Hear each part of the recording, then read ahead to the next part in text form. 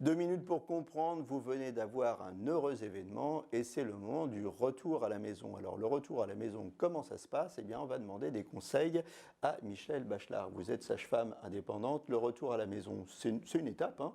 Oui, c'est une sacrée étape. On passe du cocon de la maternité où tout le monde vient sans arrêt vous demander quand est-ce que votre bébé a mangé, quand est-ce qu'il a dormi, où on est très entouré pour les soins. Et là, on se retrouve tout seul dans le grand bain avec son bébé.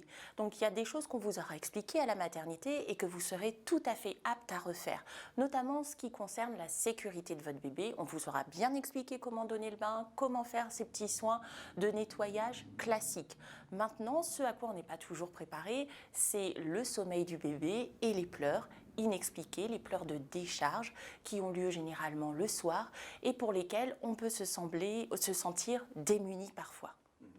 Oui, d'autant que le sommeil du bébé, même si on a déjà eu un bébé avant, c'est jamais pareil, hein, d'une fois sur l'autre. Tout à fait. C'est jamais pareil, mais une chose est sûre, c'est qu'un bébé, il s'endort plutôt dans les bras. Faut pas s'imaginer qu'on va poser notre bébé dans le lit et il va dormir directement.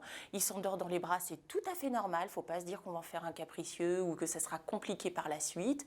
Le bébé, quand il vient de s'endormir, faut le laisser en général une vingtaine de minutes sans le bouger parce que c'est un sommeil léger et il risque de se réveiller tout de suite si vous le changez de position.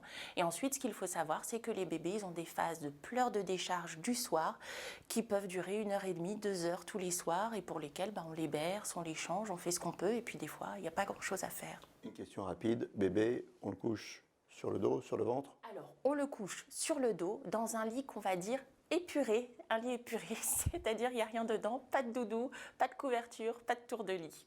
Voilà, pauvre bébé, sur le dos, dans son lit, tout seul. C'est le début des ennuis. À bientôt.